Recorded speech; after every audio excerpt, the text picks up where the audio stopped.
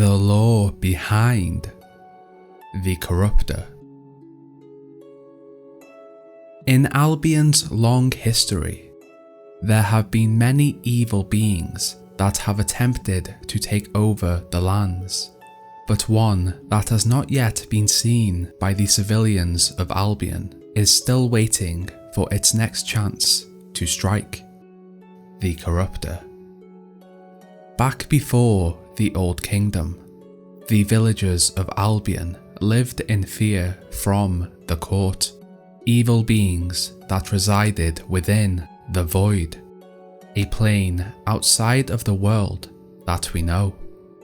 The first hero, William Black, discovered he had abilities and entered the Void with the intention to free Albion from their rule.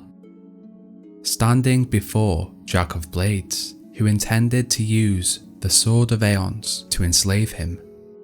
After a brief confrontation, William was unable to defeat Jack, although he was able to steal the sword and return to Albion. Unknown to William, while inside of the Void, he had become infected with a corrupting disease. Now with the sword, William freed Albion of the court's rule, and he became the first Archon, resulting in the creation of the Old Kingdom. His heroic powers beginning a bloodline of heroes.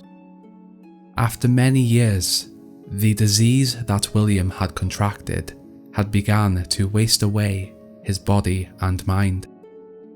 And so, he returned to the Void and was able to purge this evil out of his body. This evil, having sprung from William, formed the Corruption and the Corruptor, and as time went on within the Void, the Corruptor believed that it had the right to rule Albion just as much as William.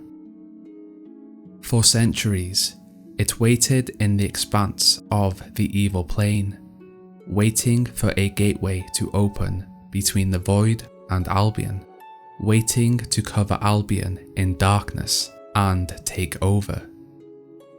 After the creation of the first Spire, the combined will energy in one spot created a rift between Albion and the Void. With this, the Corruptor sent its strongest lieutenant, the Crawler, into Albion. By this time, many heroes lived within the Great Kingdom, and so, the greatest heroes of the land, Sol, Blaze and Stone, fought against the Crawler. Although unable to defeat it, they imprisoned it within Shadelight Dungeon in the faraway land of Aurora. Although Albion was saved from the Crawler, the heroes' power, in combination with the Spire, resulted in the Spire exploding, destroying the Spire, the Old Kingdom, and closing the rift. With the connection to Albion closed, the Corruptor waited yet again for another chance to take over the kingdom it believed to be theirs. In Albion, centuries passed, from the Age of Heroes through to the Age of Enlightenment. Within this age, Teresa, a blind seer, discovered information about an Old Kingdom artifact that had the ability to grant a single wish, the Spire, and with this, she put her plan in motion to have it built, believing it would help Albion from evil in the future.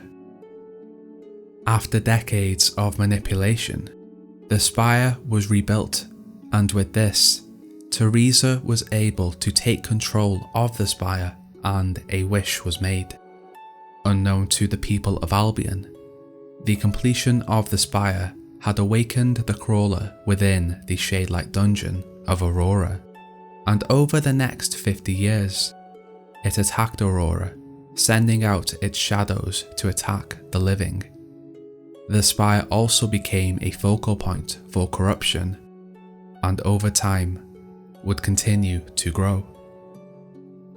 The crawler used its powers to purge the majority of life from Aurora, leaving one single city. Now strong, the crawler planned to move on to Albion and help the Corruptor take over. With her prophetic abilities, Theresa saw what was to come, and so she sought out a hero that would be able to defend Albion, while looking for a way to defeat the corruption entirely. Making herself known to the youngest child of the hero of Bowstone, she decided that they would be the one to stop the crawler.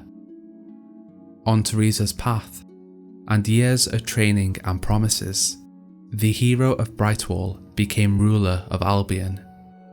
As Theresa had foreseen, the hero brought the armies of Albion together, ready to fight against this great evil.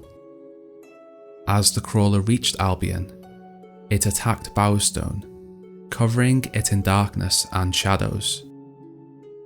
In this legendary battle of Bowstone, the crawler possessed the hero's aide, Walter. Although unwilling, the hero had to fight Walter, resulting in his death and severely wounding the crawler. This successful fight for the people of Albion resulted in another failed attempt of the Corruptor attempting to take over. Its plans always foiled by a hero. Within the following 50 years, the hero of Brightwall disappeared while exploring Samarkand. With this, the Corruptor believed it was time to strike again. This time, sending its two other lieutenants, the Devourer and the Temptress, to corrupt Albion and its creatures. The mission to build the Corruptor an army of corrupted creatures in preparation for its arrival in Albion. On its way into Albion, the Devourer wounds Theresa, damaging her powers of foresight, forcing her to leave the Spire, where it would now be under the control of the corruption.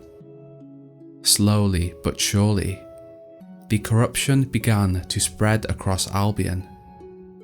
Unfortunately for the Corruptor, once again, Theresa guides an unlikely hero, Gabriel, and together, they defeat the Devourer and the Temptress, and make their way back to the Spire. Arriving at the Spire, and with the corruption surrounding the area, Gabriel channels the light through Theresa, and she makes a wish. This wish resulting in the apparent death of Theresa and the destruction of the Spire. Once again, closing the rift between Albion and the Void, stopping the Corruptor from claiming its kingdom. Still trapped in the Void, waiting for another chance to take the kingdom it believed it was owed. Hello heroes, thank you for watching this little episode on the Corruptor.